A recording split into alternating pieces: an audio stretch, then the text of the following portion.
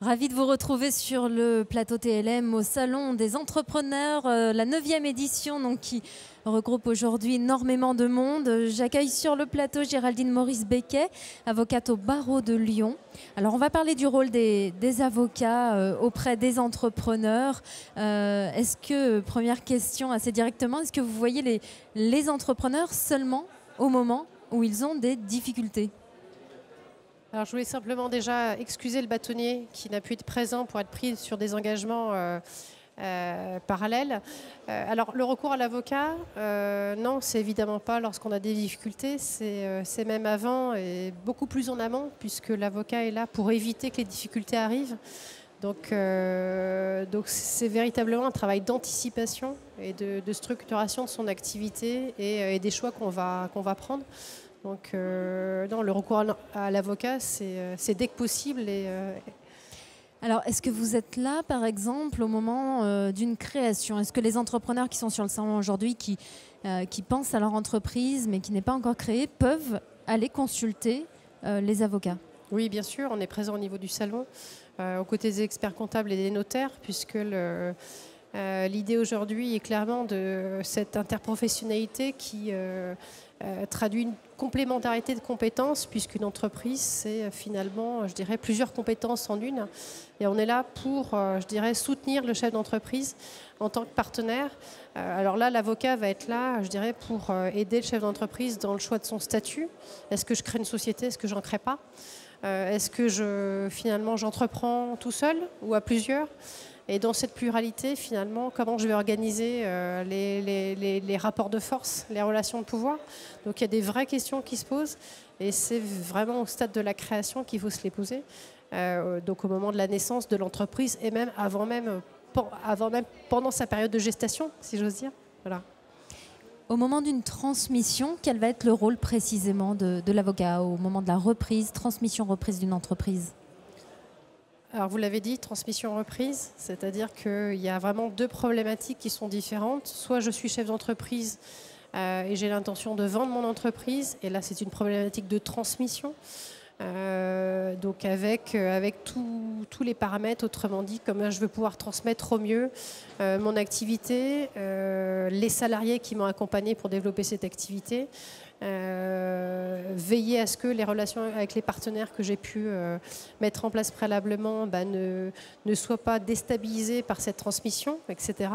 Et la problématique de la reprise, qui va là être l'identification de la cible, comme on dit dans notre jargon. Autrement dit, je suis un futur chef d'une entreprise qui est préexistante. Donc c'est toute cette recherche et cette identification de la maison finalement que je suis sur le point d'acquérir, avec des meubles qui sont déjà en place, avec des membres qui sont les salariés, les partenaires. Et donc ce travail véritablement d'adopter finalement un projet qui correspond au futur chef d'entreprise. Donc il y a vraiment, je dirais, là-dessus deux visions différentes. Un petit peu d'informations pratiques pour les entrepreneurs qui sont ici sur le salon. Comment prendre contact avec un avocat? À quel moment?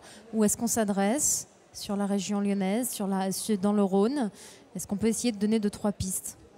Alors, ce qu'il faut savoir, c'est que le barreau de Lyon est très très actif là, ces dernières années, puisqu'il y a une prise de conscience de cette nécessité d'accompagner le chef d'entreprise dès sa création, ça on l'a dit.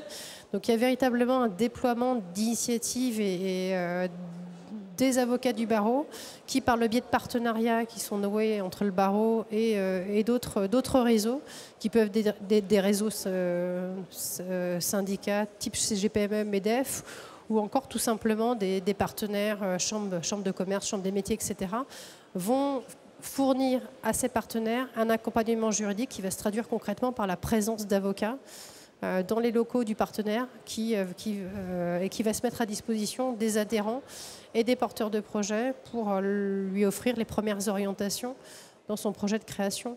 Donc il y a vraiment ce déploiement et ce renforcement finalement de la présence de l'avocat dans tous les process d'accompagnement de l'entreprise, parce que l'idée étant qu'une entreprise, je dirais, ne peut être viable et pérenne que pour autant qu'elle est bien accompagnée. Et donc être bien accompagnée, c'est faire des bons choix juridiques à un moment donné, forcément. Il faut penser aussi à l'existence de permanences gratuites pour les entreprises. C'est un premier pas pour aller vers une consultation d'avocat. Bien sûr, parce qu'il faut, voilà, il y a aussi cette prise de conscience que le recours à un avocat, j'entends l'avocat conseil, autrement dit celui qui va créer, qui va construire, non pas le confrère qui va intervenir lorsque la difficulté arrive et que la maison brûle, mais plus pour éviter que l'incendie n'arrive pas, donc la création de statut, la création d'une entreprise, la rédaction des contrats, la validation des contrats, etc. Tout ça c'est du conseil, et le recours à l'avocat conseil, quoi qu'on en dise, n'est pas... pour tout le monde en tout cas naturel.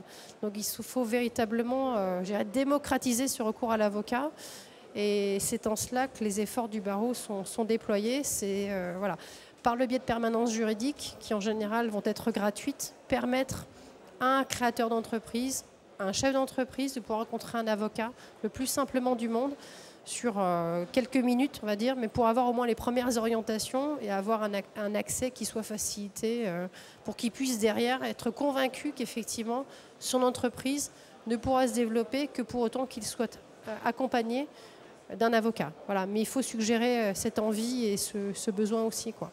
Voilà, les entrepreneurs sont invités bien sûr à consulter un avocat. Je vous rappelle que vous êtes présidente de la commission économie et entreprise au barreau de Lyon.